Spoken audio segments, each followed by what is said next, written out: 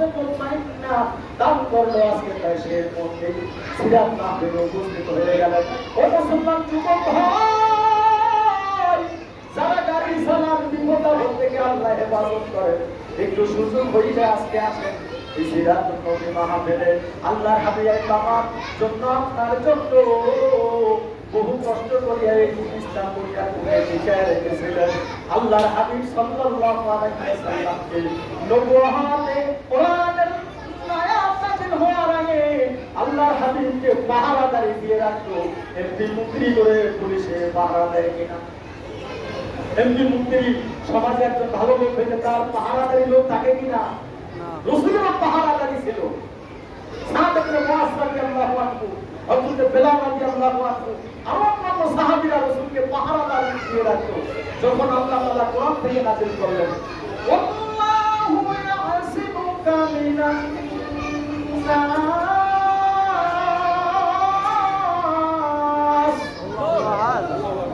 ওটা দিগো আপনাকে আল্লাহ পাক মানুষের ক্ষতি থেকে হেফাজত করবে।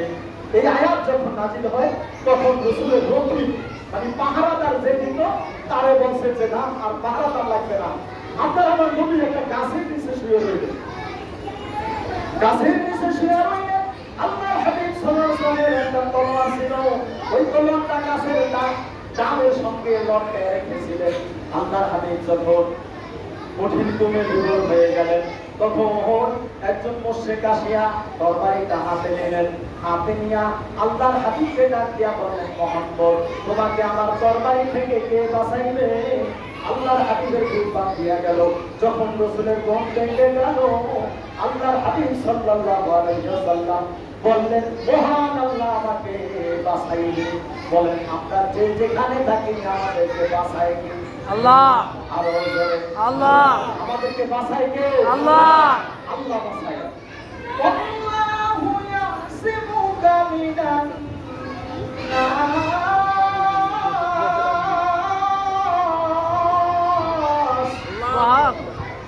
আল্লাহ পাক আপনাকে মানুষের ক্ষতি থেকে বাঁচাইবেন। এই কথা শোনার সঙ্গে সঙ্গে মুশরিকের হাতটা এইভাবে কাঁপতেছিল। সুবহানাল্লাহ, সুবহানাল্লাহ। কাঁপতে কাঁপতে তরবারিটা নিচে পড়িয়া গেল। আল্লাহর হাবিব তরবারিটা হাতে নিলেন, নিয়া বললেন, এখন বলো তোমাকে আমাকে আমার হাত থেকে বাঁচাইবে কে? তখন সে বললেন, মুহাম্মদ আপনি আমাকে মাফ করে দেন এবং আমাকে কালিমা পড়ায়া মুসলমান বানায়া দেন। সুবহানাল্লাহ। আল্লাহর হাবিব নামাজের ভিতরে দাঁড়ায় রইলেন। যখন রুকু করিয়া সিজদায় গেলেন, আবু জেহেল বড় একটা পাথর নিয়ে আসলেন। পাথর নিয়ে আসিয়া আল্লাহর হাবিবের গায়ে নিক্ষেপ করবে। এখন আবু জেহেল দেখতেছে বিশাল বড় একটা উট, ওই উটটা হা করিয়া আবু জেহেলকে খাওয়ার জন্য আসতেছিল। সুবহানাল্লাহ, সুবহানাল্লাহ। আবু জেহেল এই দৃশ্য দেখিয়া হাত কাঁপা শুরু হয়ে গেল। কাঁপতে কাঁপতে পাথরটা নিচে পড়িয়া গেল এবং তার সঙ্গীদের কাছে যে বলল যে আমি এমন উট আর কখনো দেখি নাই, বিশাল বড় এক উট যে মুহাম্মদকে আমি পাথর নিক্ষেপ করবো, এই সময় দেখিয়া উটটা হা করিয়া আমাকে খাওয়ার জন্য আসতেছে। এই কারণে আমার ভয়ে হাত থেকে পাথর কাঁপতে কাঁপতে পড়িয়া গেছে। বলেন বাঁচাইছে কে? আল্লাহ। আপনাকে আমাকে বাঁচাইবে কে? আল্লাহ। দুনিয়ায় বাঁচাইবে, কবরে বাঁচাইবে, হাসরে বাঁচাইবে। কথা বলেন ঠিক না? ঠিক। মক্কাতে যখন আল্লাহর হাবিবের 40 বছর পূর্ণ হয়ে গেল, তখন আপনার নবী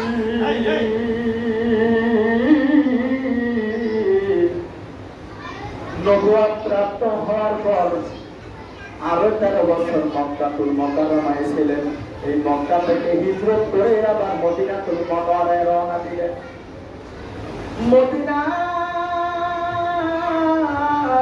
মানুষ রাসূলকে মহব্বতের সঙ্গে গ্রহণ করল। মদিনাতে যখন রাসূল আগমন করলেন তখন মদিনার ছোট্ট ছোট্ট ছেলেরা বললেন, তলা আল বদর আলাইনা মিন সানিয়াতিন ওদাই ওয়াজাবা শুকরু আলাইনা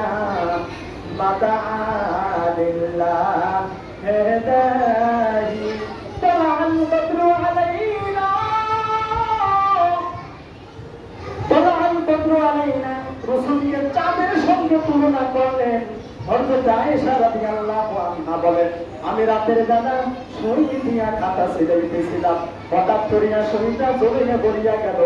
আমি আলোর মাধ্যমে আমি সইটা তালাশ করিয়া পাইলাম না। কিন্তু মুহাম্মদ, আপনার আমার নবী যখন ঘরে প্রবেশ করলেন, আল্লাহর হাবিবের চেহারার আলোতে ঘরটা পরিষ্কার হয়ে গেল। আল্লাহর হাবিবের স্ত্রী আয়েশা বলেন, রাসূলের চেহারার আলোর মাধ্যমে আমি সইটা মাটি থেকে উঠাইয়া নিলাম। সুবহানাল্লাহ। আল্লাহর হাবিব মদিনাতুল মুনাওয়ারায় যাওয়ার পর একজন সাহাবী,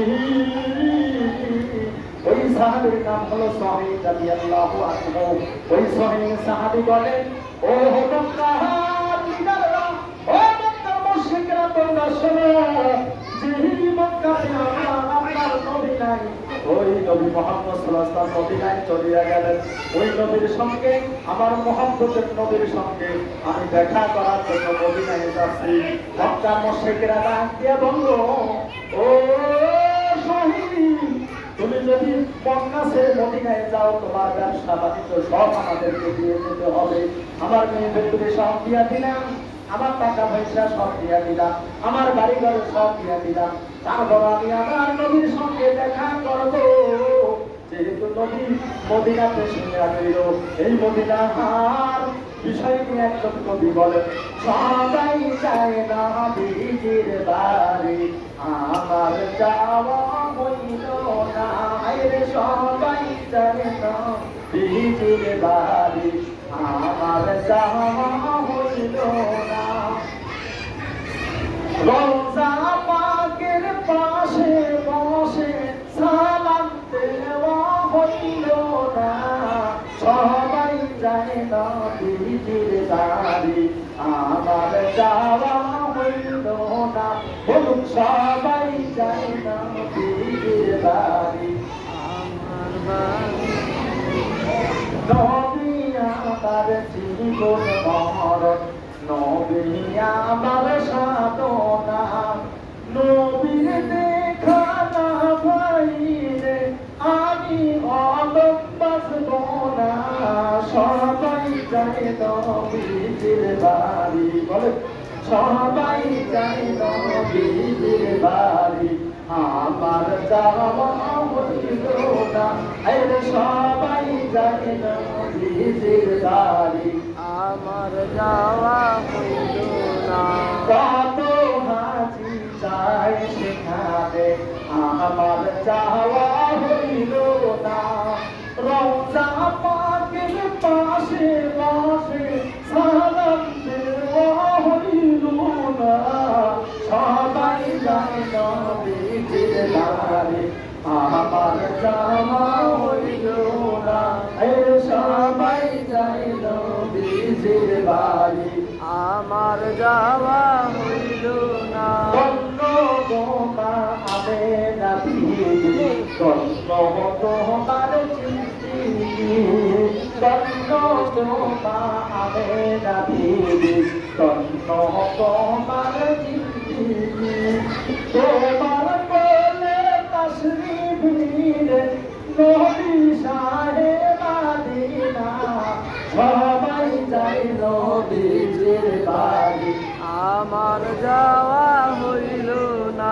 সবাই যায় নবীজির বাড়ি, আমার যাওয়া হইল না। আমার সোনার মদিনা, আমার প্রাণের মদিনা, সব ভুলে গো কিন্তু তোমায় বলতে পারি না।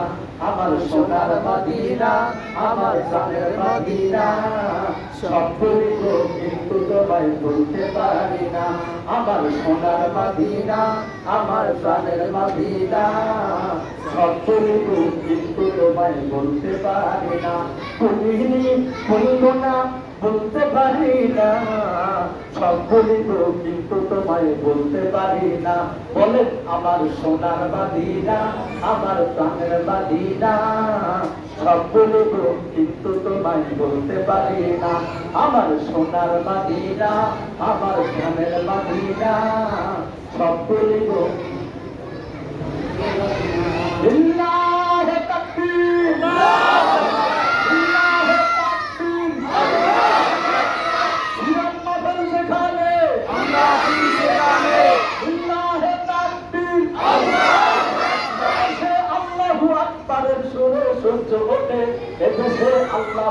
বানের সুরে সূর্য ডোবে এদেশে মান্তাবাদী কিষান মজুর সকাল থেকে শোনোরে লা ইলাহা ইল্লাল্লাহর জিকির ওঠে লা ইলাহা ইল্লাল্লাহ বলতে লা ইলাহা ইল্লাল্লাহ লা ইলাহা ইল্লাল্লাহ লা ইলাহা ইল্লাল্লাহ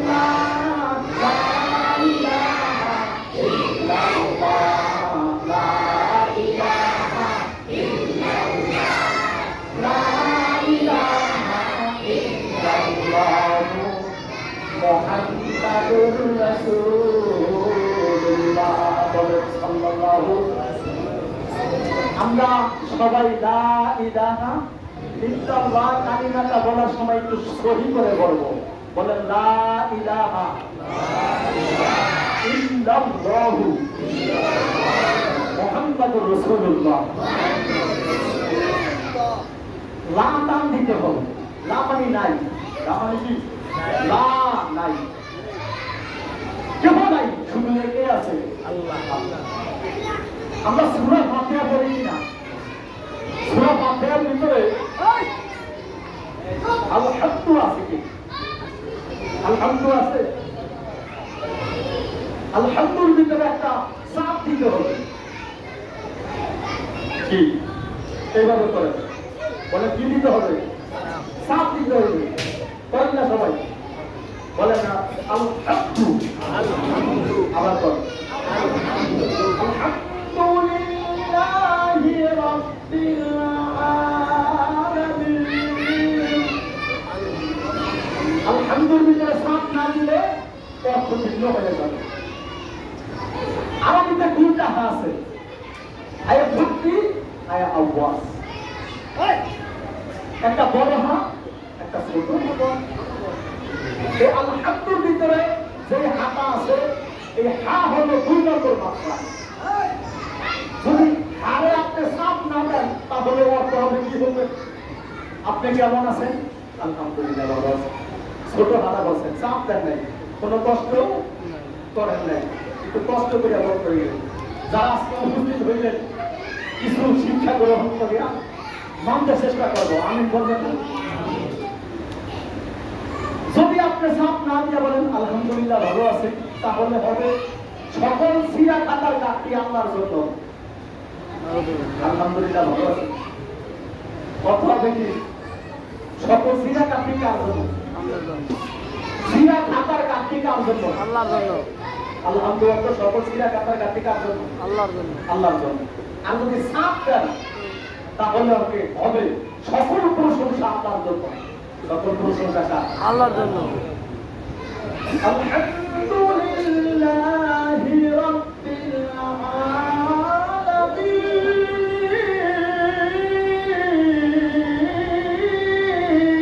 আল্লাহু আকবার সবাই বলেন তো আলহামদুলিল্লাহ বলেন আলহামদুলিল্লাহি রাব্বিল আলামিন বলেন আলহামদুলিল্লাহ বলেন আলহামদুলিল্লাহ আসসালামু আলাইকুম আলহামদুলিল্লাহ আলহামদুলিল্লাহ আজকে থেকে সাত দিন আল্লাহর জন্য সমস্ত প্রশংসা দিলেন নাসিরা গাতি দিয়ে খাতা গাতি দিয়ে সমস্ত প্রশংসা না আল্লাহ না সকল সিরা খাতা গাতি আল্লাহ না তাহলে সাত দিয়া বললে প্রশংসা হবে আর সাত না দিয়া বললে কি হবে সিরা খাতা গাতি হবে তো আজকে আমরা সিরাতুল নবী সাল্লাল্লাহু আলাইহি ওয়াসাল্লামের মাহফিলে আসার কারণে একটা বিষয় মৃত্যু পর্যন্ত খেয়াল রাখবো রাজি আছেন তো সবাই ইনশাআল্লাহ আপনারা কেমন আছেন আলহামদুলিল্লাহ এখনো সাফ হয় নাই আপনারা কেমন আছেন আলহামদুলিল্লাহ আলহামদুলিল্লাহ এটা তো সাফ হয়তো না আপনারা কেমন আছেন আলহামদুলিল্লাহ মাশাআল্লাহ মাশাআল্লাহ হইতেছে আমার বলে কেমন আছেন আলহামদুলিল্লাহ আলহামদুলিল্লাহ আলহামদুলিল্লাহ বলেন আলহামদুলিল্লাহ আবার বলেন আলহামদুলিল্লাহ আলহামদুলিল্লাহ আলহামদুলিল্লাহ বলেন আপনারা একজন জিজ্ঞাসা করছে তখন বলেন বা না বলেন আমাকে আজকে না বলতে হবে পুরো ভাতে ভালো লাগবে কিনা জি তাহলে আজকে সিরাতুল নবী সাল্লাল্লাহু আলাইহি ওয়াসাল্লামের মাহফিলে আসার কারণে আমরা জানলাম আলহামদুলিল্লাহ তো সমস্ত প্রশংসা আল্লাহর জন্য, আর আলহামদুলিল্লাহ তো সমস্ত সিরা কাটাকাটি আল্লাহর জন্য। আজকে থেকে আমরা জানলাম আলহামদুলিল্লাহ সাপ দিয়া বলতে হবে, বলেন কি দিয়া বলতে হবে? সাপ দিয়া বলতে হবে। 2 নম্বর মাকসাদ ফলকের মধ্যখান হইতে আইন হা, বলেন আইন হা হা আইন হা হা, বলেন সাপ দিয়া আইন আইন হা। আলহামদুলিল্লাহি রাব্বিল আলামিন। হাদিসে কুদসির ভিতরে আল্লাহর হাবিব সাল্লাল্লাহু আলাইহি সাল্লাম আল্লাহ পাকের এই হাদিসটা হাদিসে কুদসিটা বর্ণনা করেন। বান্দা যখন বলে আলহামদুলিল্লাহি রাব্বিল আলামিন, তখন আল্লাহ বলে হামিদানি আব্দি, আমার বান্দা আমার প্রশংসা করলো। বান্দা যখন বলে আর রহমানির রহিম, পরম করুণাময় অতি দয়ালু হলেন কে? আল্লাহ। তখন আল্লাহ বলে আসনা আলাইয়া আব্দি, আমার বান্দা আমার তারই প্রশংসা আমার সানাবাদ করলো। বান্দা যখন বলে মালিক ইয়াউমিদ্দিন, আল্লাহ কিয়ামতের দিনের মালিক, তখন আল্লাহ বলে বাচ্চা জানিয়ে আব্দি, আমার বান্দা আযাবানি আমার মহত্ব জ্ঞাপন করলো। বান্দা যখন বলে ইয়াকা না'বুদু ওয়া ইয়াকা নাস্তাঈন, ইহদিনাস সিরাতাল মুস্তাকিম সিরাতাল লাযীনা আন'আমতা আলাইহিম গায়রিল মাগদুবি আলাইহিম ওয়ালাদ-দাল্লিন। আল্লাহ আমরা তোমার ইবাদত করি এবং তোমার কাছে সাহায্য চাই। আল্লাহ বলেন মাসাল, বান্দা তুমি যা চাইলা আমি সবে তোমার দান করিয়া দিলাম। সুবহানাল্লাহ। তাহলে সূরাতুল ফাতিহা তেলাওয়াত করার সঙ্গে সঙ্গে আল্লাহ বান্দার সূরা ফাতিহার উত্তর দিয়া দেয়। আল্লাহর এখনই নামাজে দাঁড়ায় গেল, সেই উত্তরগুলা আল্লাহর পক্ষ থেকে সেই কানের ভিতরে শুনতে হইল। মুসা আলাইহিস সালাম যখন তুর পাহাড়ে যাইয়া বলল রাব্বি আরিনি,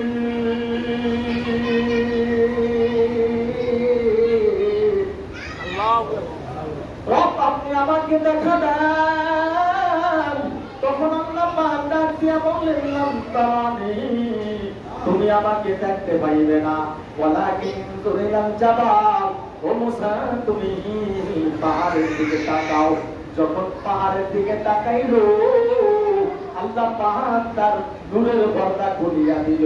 একটা মানুষ বারবার কোনো বিষয়ের জন্য অনুরোধ করে তখন দিতে বাধ্য হইয়া যায়। আল্লাহর সঙ্গে মুসা নবী দেখা দিবে, মুসা নবী আল্লাহর সঙ্গে দেখা করবে। আল্লাহ পাক বললেন তুমি আমাকে দেখতে পারবে না। সুবহানাল্লাহ। আল্লাহ ডাক দিয়ে বললেন তুমি পাহাড়ের দিকে তাকাও। যখন আল্লাহ পাকের নূরের পর্দা ছাড়িয়া দিল, সাথে সাথে আল্লাহ নূরের পর্দা খুলিয়া দেওয়ার পর পাহাড়টার ভিতরে যখন ফলক করিয়া গেল, পাহাড়টার সাথে সাথে ঘুরিয়া ছাই হইয়া গেল। ওই দূর পাহাড়ের মাটি আনিয়া ঘুরে ঘুরিয়া যখন সুরমা বানায়, চোখে লাগাই আল্লাহ নূরের কাঁচা দিতে যেই পাহাড় পড়িয়া গেল, ওই পাহাড়ের মাটি দিয়া সুরমা বানায়। সুরমা ব্যবহার করলে চোখের রোগ ভালো হয়ে যায়, সুরমা ব্যবহার করলে রাতের শূন্যতা আদায় হইয়া যায়। আল্লাহ নবী মুসা নবী আল্লাহর সঙ্গে সরাসরি দেখা করতে পারে না, আর আপনারা নবী উম্মতের কান্ডারি সেই নবীকে আল্লাহ পাক মক্কা থেকে লুকরাহানের গহর থেকে নিয়ে গেলেন বাইতুল মুকাদ্দাসে। সেখান থেকে নিয়ে গেলেন যখন আল্লাহর দরবারে। আল্লাহর দরবারে নেওয়ার পর আল্লাহ নিজে বলতেছেন সুম্মা দানা, একেবারে নিকুটে নিয়ে গেলাম, একেবারে নিকুটে গিয়ে নিলাম। মাথা টানলা একেবারে কাছাকাছি হইয়া আল্লাহর কাছে নিয়া আল্লাহ পাক যখন নবীকে আল্লাহর কাছে নিলেন, তখন আল্লাহ পাক নবীকে বললেন ও নবী আমার বন্ধু, আপনি আমার জন্য কি হাদিয়া নিয়ে এসেছেন? তখন আল্লাহর হাবিব মুহাম্মদ সাল্লাল্লাহু আলাইহি ওয়াসাল্লাম আত্তাহিয়াতু মহান আল্লাহর দরবারে পেশ করলেন।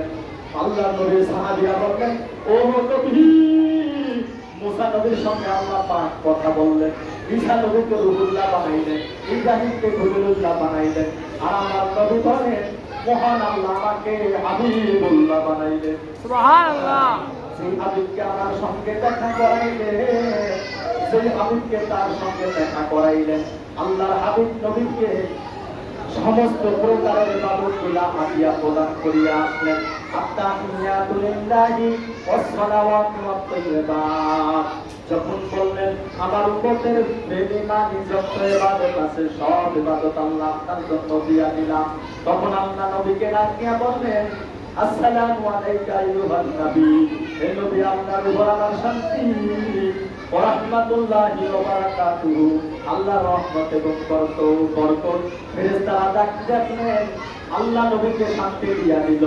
এই পৃথিবীর বুকে মানুষ শান্তি চায়, সেই কাজ করলে শান্তি পাবে, ওই কাজ মানুষ করতে চায় না। আজকে যে ইসলামের আলোচনা হইতেছে, নবীর সিরাত নিয়ে আলোচনা হইতেছে, নবীর জীবনী নিয়ে সংক্ষিপ্ত আলোচনা চলতেছে, এই মাহফিলে আসলে যুবক তোমাকে শান্তি দিবে কি? আল্লাহ। কিন্তু এই মাহফিলে অনেক যুবকেরা আসতেছে না, অনেক দোকানদার ভাই দোকান সালাম দেখবেন হঠাৎ করে আপনি মারা গেলেন, আপনার দোকানটা আপনার সন্তান সালানো শুরু করিয়া দিবে। সন্তানের জন্য যা কিছু করেন ওই সন্তান আপনার উপকারে আসবে না। আমার গোলাহার শরীরে হৃদয়ের ভিতরে ঘটনা ঘটিয়া গেল। ভোলা আলিয়া মাদ্রাসার মুহাদ্দিস মুফতি আমিনুল হক নোমানী হুজুর তার সন্তানের জন্য মাইক দিয়া দোয়া চাইল। আমার সন্তানের 17 বছর শেষ হইয়া 18 বছর পড়িয়া গেল, সেই সন্তানের জন্য মাইক দিয়া সাউন্ডের মাধ্যমে মানুষের কাছে দোয়া চাইল। ওই সন্তানকে হুজুর শাসন করেছিল, বাবারে তুই বেশি মোবাইল নিতে দিস না, মোবাইলের ভিতরে সময় কম দিয়া পড়ায় সময় দাও, 8টায় সময় না দিয়া তুমি পড়ায় সময় দাও। বাবাকে শাসন করেছিল সন্তানের উপকারের জন্য, সন্তানকে একজন ভালো মানুষ বানানোর জন্য, ভালো শিক্ষিত বানানোর জন্য, সন্তানের ভালো কামনা করিয়া সন্তানকে শাসন করেছিল। ওই সন্তান রাতের বেলা ওই সন্তানই তার বাবাকে হত্যা করছে। নাউযুবিল্লাহ। কেন হত্যা করলো? সন্তান বলল আমার বাবা সবসময় আমাকে রাগের উপরে রাখে, আমার বাবা আমাকে স্বাধীনতা দিল না। ওই মুফতি আমিনুল হক নোমানী একজন ভালো মানের বক্তা ছিল। মুফতি আমিনুল হক নোমানী সন্তান, তার নাম হলো রেদওয়ান। পুলিশেরা বলতেছে, পুলিশ সুপার সংবাদ সম্মেলনের মাধ্যমে বলতেছে আমরা বহু চেষ্টা করিয়া তা ওই মুফতি আমিনুল হক নোমানী উপজেলা মসজিদের খতিব ছিলেন, তার হত্যা কে হত্যা ছিলেন, তাকে কে হত্যা করলেন আমরা বহু কষ্ট করিয়া বের করলাম। ওই ছেলের হাতের ভিতরে কাঁটা দাগ পাইলেন, সেখান থেকে তারা সন্দেহ করলেন।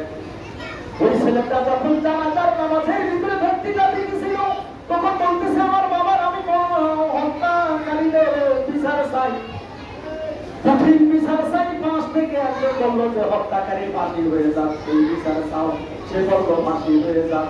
ওই সন্তানই বাবাকে হত্যা করছে। মুফতি আমিনুল হক নোমানী ইউটিউবে কাজ দিবেন দেখবেন, বলতুবি মাথায় একজন বক্তা বক্তব্য দিতেছে। সেই বক্তার বয়ানটা আমি গত রাত্রে শুনলাম যে লোকমান হাকিম তার সন্তানকে কিভাবে বললেন ইয়া বুনাইয়া লা তুশরিক বিল্লাহ ইন্না শিরকা লাযুলমুন আযীম।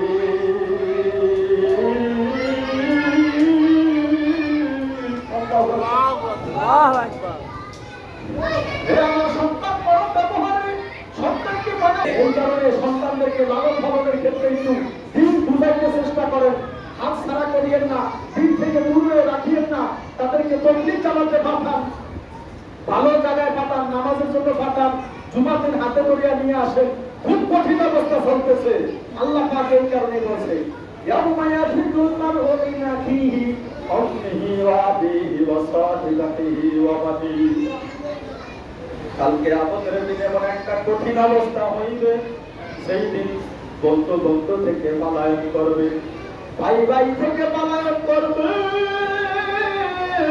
মা সন্তান থেকে পলায়ন করবে, বাবা সন্তান থেকে পলায়ন করবে, কেউ কারো পরিচয় দিবে না। ওই নিজের হিসাব নিজেকে দিতে হবে। সন্তানের জন্য করবেন কোনো অসুবিধা নাই, তবে সন্তানকে দিন শিখানোর দায়িত্ব হলো তার মা বাবা। কথা বলেন ঠিক কিনা? অনেক মুখে আমিনুল হক নুমানির সন্তান কিভাবে তাকে হত্যা করলো, বড় দুঃখ লাগতেছে।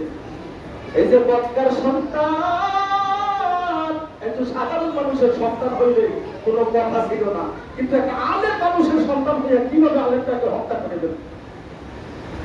উপজেলা মসজিদে 15 বছর একটানা জুমার নামাজ পড়াইছে। একটু দুরূদ শরীফ পড়েন, আল্লাহুম্মা সাল্লি আলা রমজানের ব্যবস্থা করেন, শেষ করে দিছি। ওয়া আলা আলি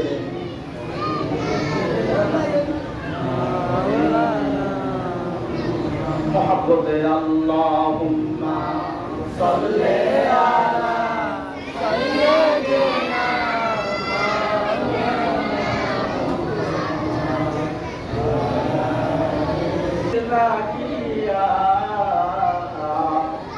আসল মাঠে নবী দিলেন সাক্ষী উম্মতে লাগিয়া। আল্লাহুম্মা সাল্লি আলা সাইয়্যিদিনা ওয়া আলা আলি মাওলানা। সকলে বলেন আলহামদুলিল্লাহ। আলহামদুলিল্লাহ। যারা দূরে আসেন তারা চলে আসেন, বেশি রাত করবো না, একটু দাঁড়ে চলে আসেন, একটু দাঁড়ে আসেন। যারা দূরে আসেন একটু দাঁড়ে আসেন। মজলিসের নিয়ম হচ্ছে একটু আগায় আগায় বসা। অনেক সময় এক জায়গায় বসেছিলেন, বলেন একটু কষ্ট হয়েছে কিনা? একটু দাঁড়ে চলে আসেন সবাই।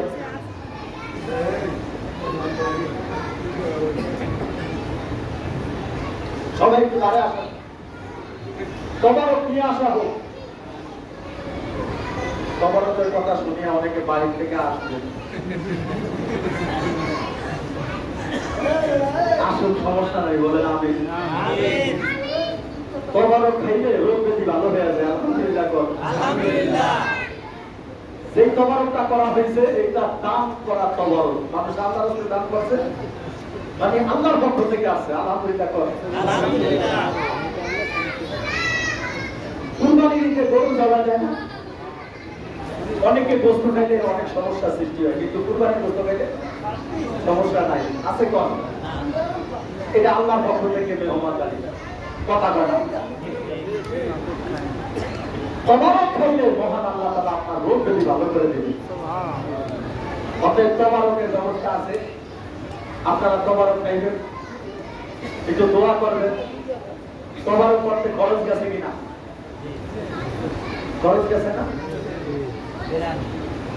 বিরিয়ানি গেছে, বিরিয়ানি ধরে তবারক খরচ গেছে, আপনারা খরচ দিচ্ছেন, আলহামদুলিল্লাহ কর। দ্বিতীয়ত আপনাদের কাছে একটা বিষয় শেয়ার করতে চাই। আপনাদের এই হাউজিং এ, আপনাদের এই পূর্ব পাশে ফয়জুল উলুম কিরাতুল কোরআন হাফিজিয়া মাদ্রাসা হয়েছে। এই মাদ্রাসার কারণে আমি আপনাদের মাঝে আছি, আলহামদুলিল্লাহ।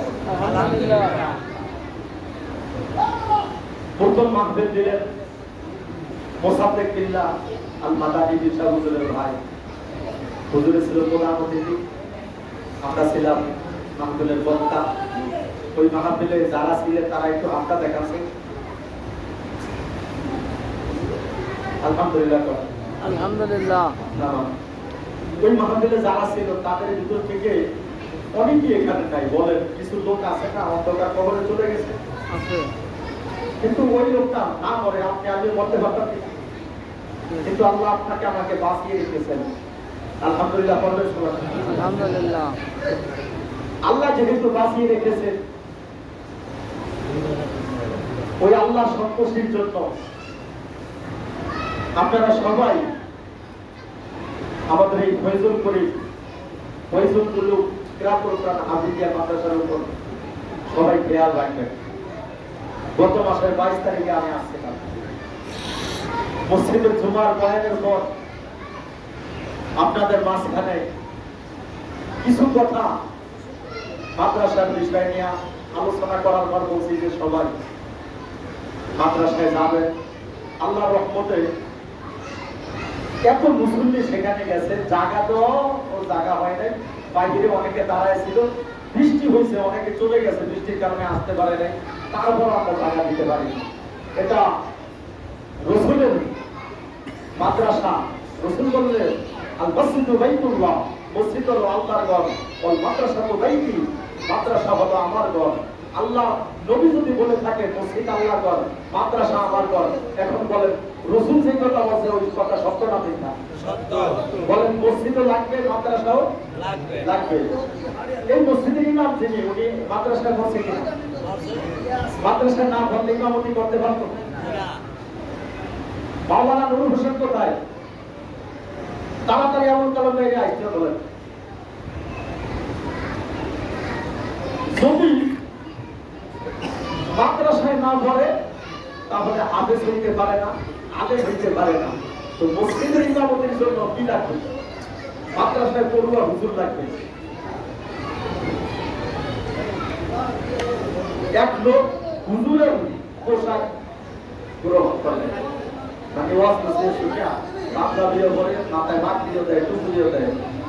তো মসজিদে ইমাম সাহেব ওই দিন যায় নাই, তো হুজুরের দিছে করে আমিও তো খারাপ, যেহেতু মাথা বিকাশাবি মাথায় মাটি নাকি আছে, এটা তো বড় হয় খালি চুরাকে রাখতে পারে না, আরো মাগরিবের সময়। তারপরে পোশাকের একটা সম্মান জুয়ার ভাই আছে কি সামনে নিয়ে দিলেন মাগরিবের নামাজে।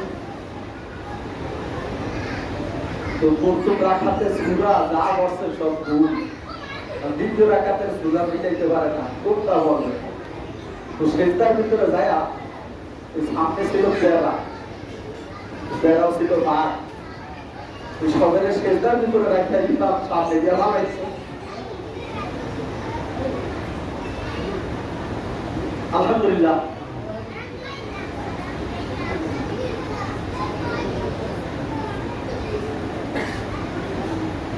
দুই একজন আছে নাকি রে ঘটনা কি আমার মজা দিয়ে কেন মাথা উসকে ঘুরি নাই।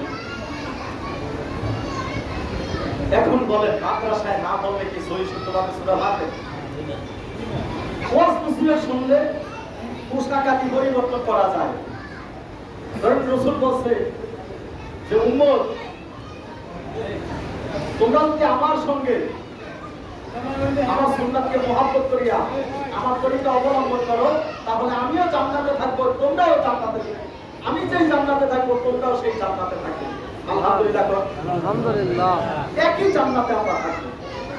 আল্লাহ হাবিব মুহাম্মদ সাল্লাল্লাহু আলাইহি ওয়াসাল্লাম তো রাসূলের তরিকা মানলে জান্নাত দিবে কে? আল্লাহ। আল্লাহ তাআলা জান্নাত দিবে।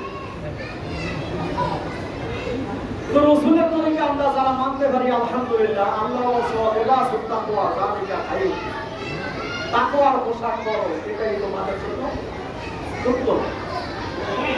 অতএব পোশাক একটু চেঞ্জ করবেন, আরো ইসলামিক পোশাক পরার জন্য চেষ্টা করবেন। আল্লাহর রহমতে এখন ফেলিয়া সামনে দিবে না, কারণ হুজুরের অভাব নাই। কথা কেনা হুজুরের অভাব আছে ভাই? এই দেশে হুজুরের অভাব আছে? আল্লাহর রহমতে নাই। মাদ্রাসা মসজিদ প্রত্যেকটা হাউজিং এ এবং বিল্ডিং এ মসজিদ, ছোট ছোট মাদ্রাসা, ওই বিল্ডিং এর বাচ্চাদেরকে পড়ানোর জন্য ছোট ছোট মাদ্রাসা হয় কিনা? গ্রামগঞ্জ আছে, শহরে একটু বেশি, এদিকে আমাদের মাদ্রাসা অত বেশি নাই। তারপরে মসজিদের বাড়িটাও পড়ায় আলহামদুলিল্লাহ। আবার যারা ওই সাইডে আছে ওদিকে ওই বাচ্চাগুলো ওখানে পড়তেছে। মাওলানা নূর হোসেন আমার ছাত্র, নূর হোসেন আমার ছাত্র। আমি ওরে কোরআন শরীফ থেকে পড়ায়া এই 10-12 বছর ধরিয়া পড়তে পড়তে আলেম হয়েছে, এবং গত রোজার পর আলেম দেয়া বের হয়েছে। ও আল্লাহর রহমতে এখানে পড়াইতেছে, একজন আলেম এই মাদ্রাসায় পড়ায়। তো আজকে আমি জিজ্ঞাসা করলাম যে মাওলানা নুরুল হোসেন ভাই আপনি গোসল করেন কোথায়? বললেন মসজিদে যাই কিছু। বললেন জরুর সাহেব কোথায়? তাও মসজিদ। তো এখানে এখনো ব্যবস্থা হয় নাই মাদ্রাসার কাছে যে ফয়জুল মাদ্রাসা ছাত্ররা আপনারা দেখছেন না, ওই মাদ্রাসায় এক হুজুরে ওখানে গোসল করতে পারে না, ছাত্ররা নিজেও করতে পারে না। পানির খুবই সংকট। যদি আমরা একটা উজুখানা সেখানে ব্যবস্থা করতে পারি, আবুল কালাম ভাই কি আসবে না? আসতে দেরি করা যাবে না। ওখানে যদি একটা উজুখানা হয়, আমি গত 22 তারিখে আসিয়া আপনাদের সঙ্গে আলোচনা করিয়া উজুখানার জন্য কিছু সহযোগিতা নিয়েছিলাম। ওই সহযোগিতা দিয়া টিম দিয়া বেড়া দেওয়া হয়েছে এবং উজুখানার জন্য কিছু টাকা উঠছেও। তো যেই টাকা উঠছে এই টাকা দিয়া পুরা কাজ সমাপ্ত করা সম্ভব না। অতএব উজুখানা করার জন্য কিন্তু সহযোগিতা প্রয়োজন। আল্লাহ পাক বলেন وتعاونوا على البر والتقوى ولا تعاونوا على الإثم والعدوان واتقوا الله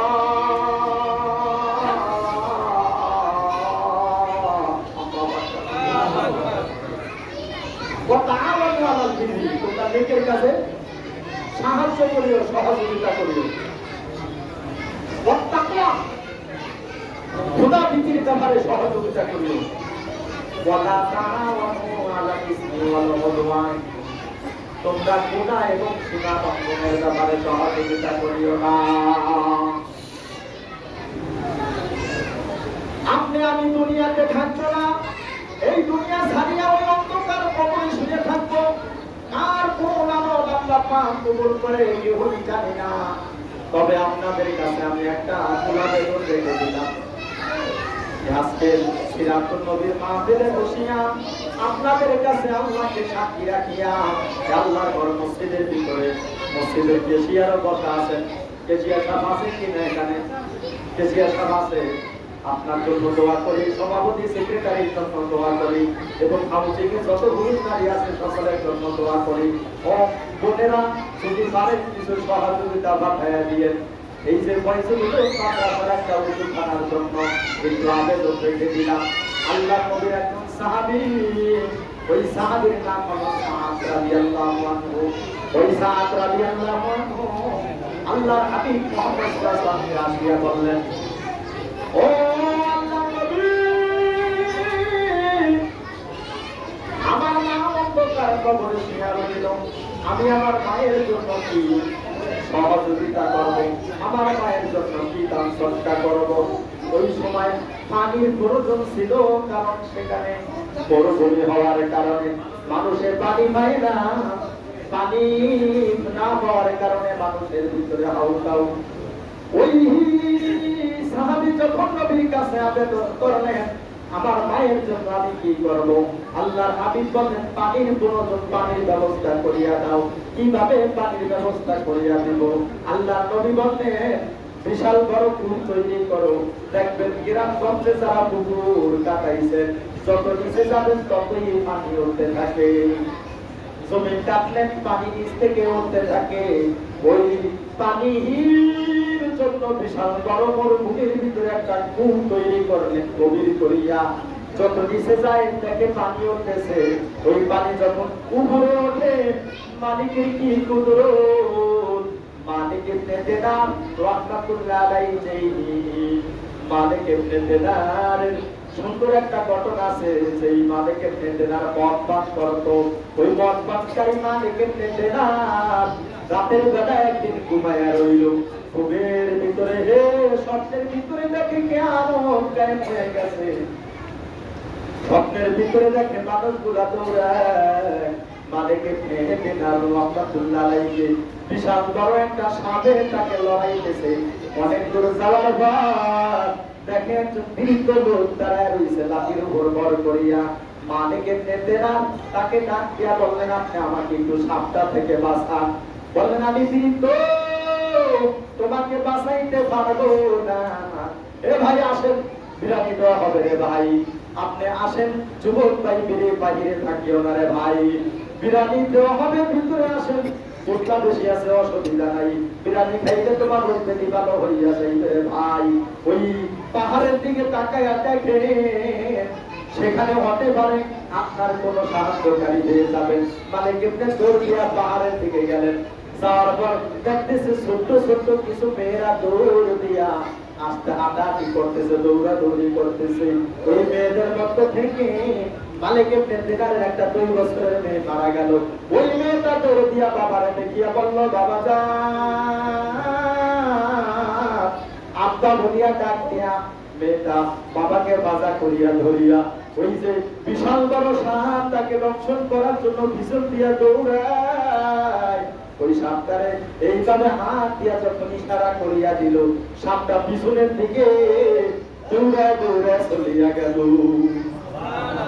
মালিক ইবনে দিনার মেয়েটাকে কোলে নিয়ে বসিয়া গেলেন, চোখের পানি বানায় বললেন, আবার বে তুমি ছোট্ট ছিলা, তোমার জন্য কত মহব্বত আমি করছি, তুমি বইয়া গেলা রে মেয়ে।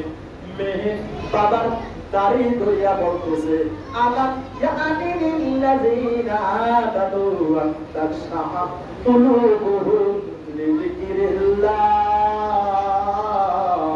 ইমানদারের জন্য যে কি এখনো সেই সময় আসে নাই, যে ইমানদারের অন্তরটা নরম হইয়া যাইবে আল্লাহর স্মরণের জন্য।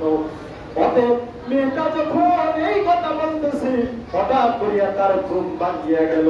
ঘুম ভাঙার পর সে চিৎকার দিয়া বলতেছে, আহারে আমার মেয়ে, আমাকে স্বামীরা কেন লড়াইলো? সাথে সাথে মালিক ইবনে দিনার রাহমাতুল্লাহ আলাইহি তওবা করলেন। তওবা করিয়া চোখের পানি ফেলাইয়া দিয়া রব্বে কারীমের কাছে কান্না দিল। ওই কঠোর মালিক ইবনে দিনারকে মহান আল্লাহ মাফ করিয়া দিল। ওই দিন ছিল শবে বরাতের রাত, লাইলাতুল বরাত বরকতের রাত ছিল। একসঙ্গের কারণে তাকে আল্লাহ পরিবর্তন করিয়া দিল। ওই মালিক ইবনে দিনার হজ করার জন্য রওনা দিছে, মদিনা শরীফ মক্কা শরীফ যাইবে। যখন বহু দূর গেল, দেখে একটা কাহান রুটি নিয়ে উড়িয়া উড়িয়া এক জায়গা থেকে বহু দূর থেকে আসিয়া এক জায়গায় নামিয়া যায়। মালিক ইবনে দিনার ওই কাকের দৃশ্য দেখিয়া কোথায় নিয়ে রুটি রাখে, সেখানে যাইয়া দেখে একটা লোকের হাতের ভিতরে রশি দিয়া বাঁধা, পায়ের ভিতরে রশি দিয়া বাঁধা। মালিক ইবনে দিনার তার হাতের বাঁধ খুলিয়া দিল, পায়ের বাঁধ খুলিয়া দিল, হাতের পায়ের বাঁধ খুলিয়া দিয়া বলতেছে, আল্লাহর গোলাম, আপনি এখানে হাতটা বাঁধা অবস্থায় পড়ে রইলেন কেন? বললেন, আমি একজন হজ করার জন্য একজন হাজী হইয়া রওনা দিছি, হজ করবো, আল্লাহর ঘর তওয়াফ করব। কিন্তু যে ডাকাত দল আছে, ওই ডাকাতেরা আমার সব সামানাগুলো ডাকাতি করি আমার হাত বাঁধলো, মা বাঁধলো, আমাকে এখানে রাখিয়া চলে গেল। একদিন, 2 দিন, 3 দিন, 5 দিন, 7 দিনের পর আমার কোনো খাদ্য নাই। আমি আমার রবের কাছে ডাক দিয়া বললেন, রব্বে কারীম,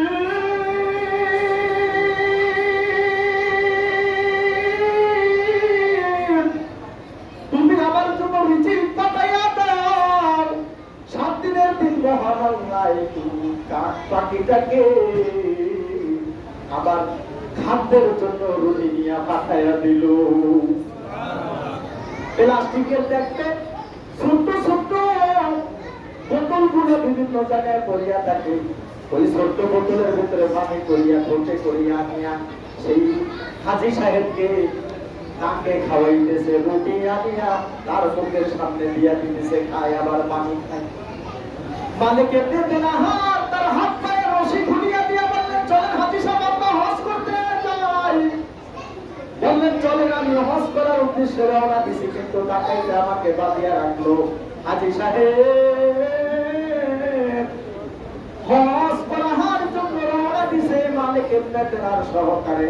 কিছু দূর যাওয়ার পর দেখে অনেকগুলো হরিণ দেখা যায়, হরিণ, বনের হরিণ।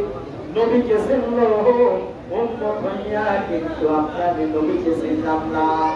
ওই হরিণ দেখতেছে একটা কুয়ার পাশে আসিয়া পানি খাইতেছে। নিদ্রা মানে কূপের পাশে আসিয়া মুখ দিয়া পানি খায়। মালিকের তেতেরা এবং ওই হাত পা বাঁধতেওয়ালা হাজী সাহেব যখন ওই পাশে গেলেন, কুয়ার পাশে যাইয়া যখন হরিণী টের পাইল, মানুষের আওয়াজ পাইল, সাথে সাথে হরিণ সেখান থেকে পালায়া গেল। মালিকের তেতেরা এবং হাজী সাহেব দুজন আসিয়া কূপের কাছে দেখেন পানি বহু নিচে। চিন্তা করলেন কিরে, এই যে হরিণে মুখ দিয়া পানি খাইতেছে, আমরা দেখতেছিলাম দূর থেকে পানি খাইতেছে। পানি খাইলে দেখবেন গরু মরি ছাগলে একটা এইভাবে মুখটা পানির ভিতরে দিয়া শুধু টুক টুক করিয়া খেলতে থাকে। কথা ঠিক কিনা? পানি খায়, শুধু পানি খায়। পানি কিনতে দিনার হাজী সাহেব বললেন আর কিছু না, আমি যখন আমার হাত পা বাঁধা অবস্থায় ছিল, আমার কামাই কোনো লাইন ছিল না, আমি আল্লাহর উপর ডাক দিয়া বললাম, চোখের পানি ফালাইয়া দিয়া বললাম, আল্লাহ এখন আপনি আমার জন্য রিজিকের ফয়সালা করিয়া দেন। আল্লাহর কাছে যখন কান্নাকাটি করিয়া আমি রিজিক চাইলাম, মহান আল্লাহ তাআলা আমার জন্য রিজিকের ব্যবস্থা করিয়া দিল। কাকের মাধ্যমে? আমার মনে হয় এই হরিণেরা মহান আল্লাহর উপর ভরসা করিয়া এই কূপের ভিতরে মুখ ঢুকাইয়া দিল। এই মুখটা ঢুকাইয়া দেওয়ার কারণে মহান আল্লাহ রাব্বুল আলামিন এই হরিণের জন্য নিচ থেকে পানি উঠাইয়া দিল। কূপের নিচ থেকে হরিণের জন্য আল্লাহর উপর ভরসা করিয়া মুখ দেওয়ার কারণে পানি উঠাইয়া দিছে কে? আল্লাহ পানি উঠাইয়া দিল কূপের মধ্যে থেকে। ওই বনি ইসরাইলের ভিতরে একটা ঘটনা আমি পড়ে আসলাম, হাদিসে পাকের ভিতরে সেই ঘটনাটা স্পষ্ট আছে, বুখারী শরীফের হাদিস। ঘটনাটা হলো একজন মহিলা রাতের বেলা অন্যায় জুলুম নির্যাতন খোদার কাজ করিয়া রওনা দিল, যাইতেছে হে মরুভূমি দিয়া, দেখে একটা কুহু শুধু চিন্তা বাহির করিয়া